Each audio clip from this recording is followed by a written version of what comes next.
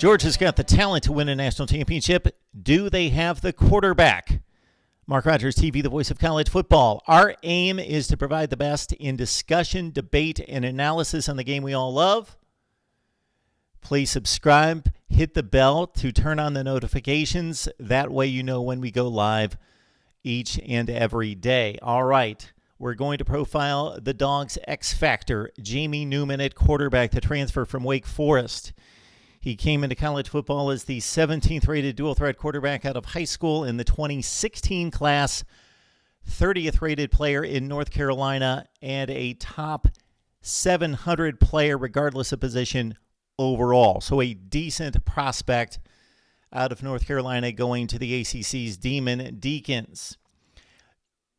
To review the class of quarterbacks in the dual threat category, that particular class, Jared Guarantano of Tennessee was the number one rated player at the dual threat quarterback position going to Tennessee. He's thrown for 5,000 yards and 32 touchdowns and is most likely going to be the starter as a senior at Tennessee in 2020. Brandon McElwain of South Carolina, who then transferred to Cal, was the second rated dual threat quarterback. He turned to baseball. And the third ranked dual threat quarterback in the 2016 class, Shane Buechele, who was the initial starter at Texas in front of Sam Ehlinger, threw 21 touchdowns as a freshman at Texas. Later transferred to SMU when he lost his job to Ehlinger, threw 34 touchdowns for the Mustangs in 2019. Those were the top three rated quarterbacks in 2016 on the dual threat side. Jalen Hurts turned out to be the most prolific of the players, of course, signing initially at Alabama as starting quarterback, taking the Tide to a national championship game in 2016, losing his job to Tua Tagovailoa, and then, of course, being a Heisman finalist at Oklahoma and leading the Sooners to a Big 12 championship in college football playoff performance. Jalen Hurts was the fourth-ranked dual threat quarterback in 2016. Other notables, Terry Wilson signed at Oregon, went the JUCO route to Kentucky, has been their starting quarterback for 2 seasons. The 8th rated dual threat quarterback, number 10, Skylar Thompson, part-time starter at Kansas State, and the 12th rated dual threat quarterback in 2016, Josh Jackson, had the one really nice season at Virginia Tech, lost his job after getting injured, and then transferred to Maryland, had a rough ride with the Terps last season. Actually, the better quarterbacks in 2016's class came on the pro-style side of the ledger. Listen to these names. Number one rated pro-style quarterback in 2016, Shea Patterson, followed by Jacob Eason, KJ Costello at number 3, Felipe Franks, Dwayne Haskins in the top 10, Ian Book, Nate Stanley of Iowa moving on to the NFL, Tyler Huntley of Utah, and the 26th rated pro-style quarterback, so roughly the 50th rated quarterback in the country in 2016, Justin Herbert, a top 10 pick in the NFL to the Los Angeles Chargers. All right, let's get back to Jamie Newman. As a freshman at Wake Forest, he basically didn't play. He threw 4 passes, completed 2. He gained his first significant experience in his first start against North Carolina State on national television on a Thursday night when NC State was 14th ranked in the country and had that very good defense led by Bradley Chubb and that stout defensive front. And Jamie Newman, after losing the job to Sam Hartman and then gaining it back somewhat due to injury in his first start on a Thursday night on national television against a really good defense at North Carolina State on the road, goes 22 for 33 for 297 yards and 3 touchdowns with no interceptions. But most notably and most impressive was Jamie Newman, down 23-20, led a 70-yard touchdown drive and threw the game-winning touchdown pass with less than 30 seconds on the clock, under duress, under pressure, and delivered in his first collegiate start and first significant playing time in 2018 to defeat Ryan Finley in North Carolina State on the road. He had a rough game against Pitt, throwing 2 interceptions and a loss, 15 of 30 against the Panthers. He came back to finish 2018 with 2 strong efforts against Duke and throwing 4 touchdown passes, and 18 of 23 against the Blue Devils, a bowl team.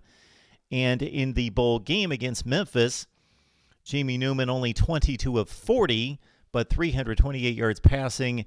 And again, he led a game-winning drive and scored the game-winning touchdown with 34 seconds left against Memphis to win the bowl game for Wake Forest in 2018. Flipping the page to 2019, the performance is not quite as impressive against the better competition. Overall, Jamie Newman, a 61% completion percentage in 2019, 2,868 yards passing, 574 rushing, 6 touchdowns on the ground. He threw 26 touchdowns. He threw 11 picks.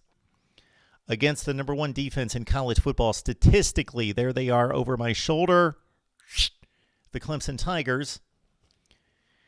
And, of course, consider that Clemson, again, in terms of yardage against and points against the number 1 defense in college football in 2019, held Jamie Newman to 6 of 14 for 2 interceptions. And the Demon Deacons only scored 3 points in the game.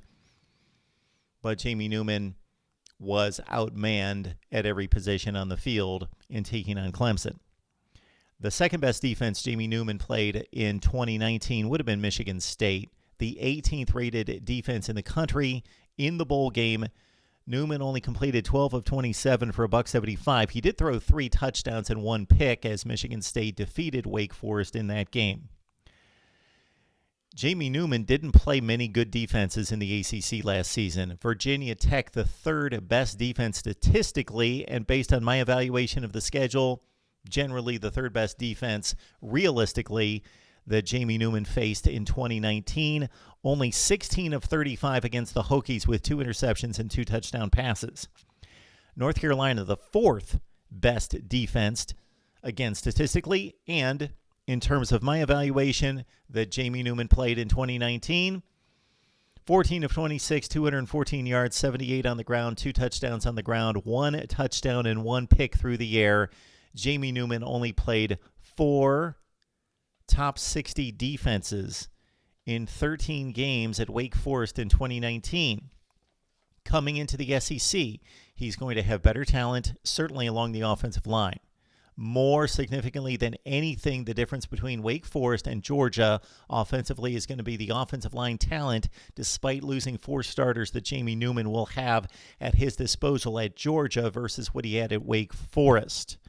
Under Dave Clawson, Wake Forest improved significantly along the offensive front when Clawson took them over, and during his first 2 seasons at Wake Forest, they had one of the worst offensive lines in college football. They improved significantly, but not anywhere close to a Georgia offensive line.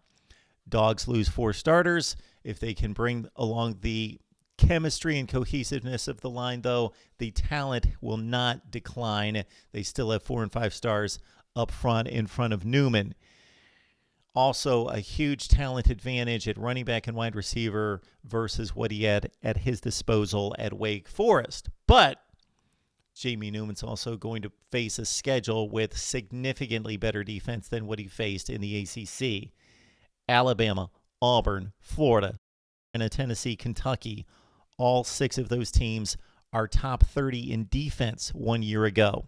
So after only facing 4 of the top 60 defenses in the country, Jamie Newman will face 6 of the top 30 in 2020. Offensive coordinator Todd Monken, of course, will have much to do with Newman's success, as, again, Georgia fans are looking forward to the dual threat presence of Newman versus Jake Fromm, who was somewhat mobile, not a statue, but not a threat on the ground. So this should be a much different offense for Georgia, both philosophically and in regards to using personnel. Todd Monken, during his career in the NFL and collegiately, has worked with the likes of Brandon Weeden, Jameis Winston, Ryan Fitzpatrick, and Baker Mayfield. Now, among those top-tier quarterbacks, whether that be collegiately or in the NFL, Baker Mayfield would be the closest thing to Jamie Newman. But Newman, as a runner, is a more physical player, obviously, than Baker Mayfield. Newman would be the best runner as a top-tier quarterback, potentially, than anything that Monken has had to utilize. Todd Monken came to the Georgia program preaching balance, but based on his track record, his teams have thrown the ball 60% of the time, and he's taking over a Georgia offense that under Kirby Smart has run the ball 60% of the time. So the run-pass ratio with Monken has been 60-40 pass, under Kirby Smart 60-40 run.